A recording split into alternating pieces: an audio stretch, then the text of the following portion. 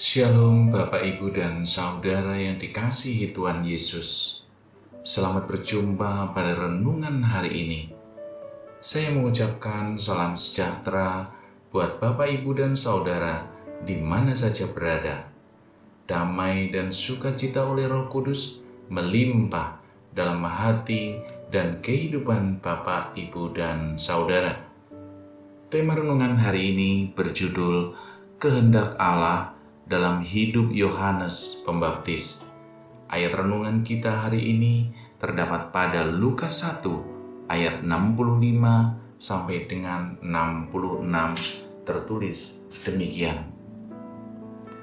Lalu ketakutanlah semua orang yang tinggal di sekitarnya, dan segala peristiwa itu menjadi buah pembicaraan di seluruh pegunungan Yudea.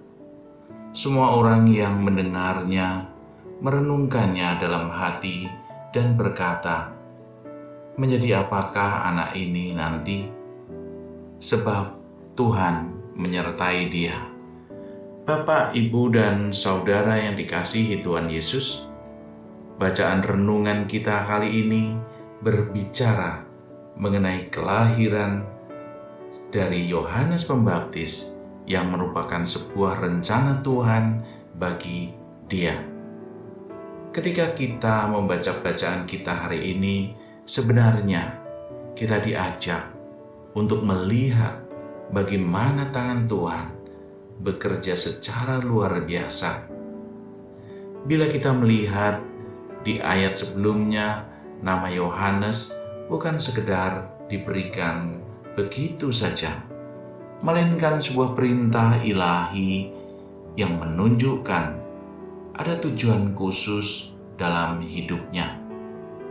Berbagai tanda-tanda ajaib dari kelahiran Yohanes yang diperlihatkan pada ayat-ayat sebelumnya dari bacaan kita ini membawa ketakutan kepada orang-orang yang hadir di sana dan mendengarnya.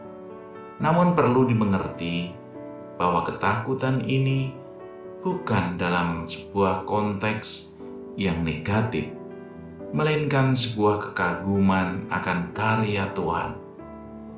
Ketakutan yang dimaksud bukan untuk melumpuhkan, tetapi ketakutan yang membawa kita untuk berpikir tentang kehendak dan karya Allah dalam hidup kita.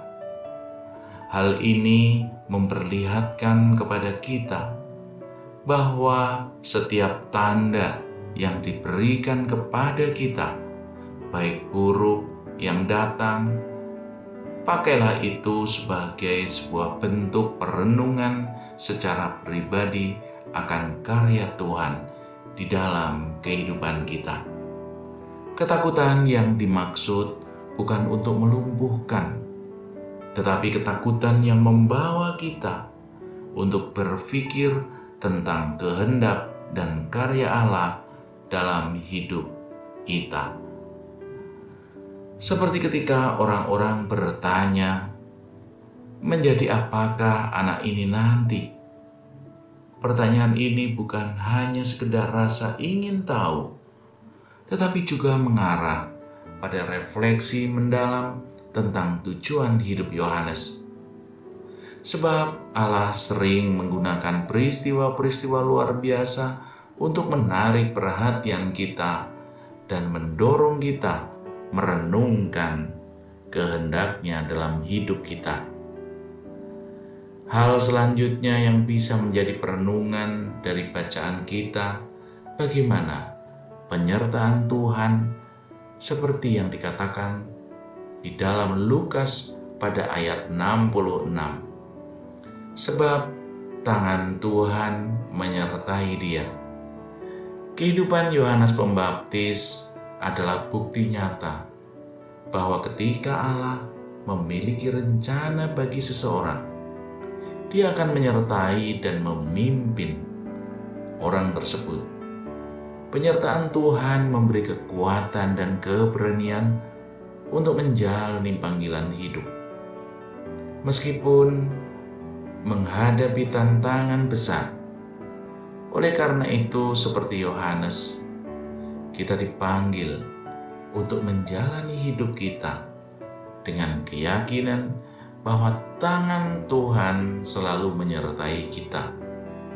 Marilah setiap kita merenungkan dan melihat kehendak Allah dalam hidup kita, mengakui tanda-tanda dan mukjizat-Nya, dan berjalan dengan keyakinan bahwa tangan Tuhan selalu menyertai kita.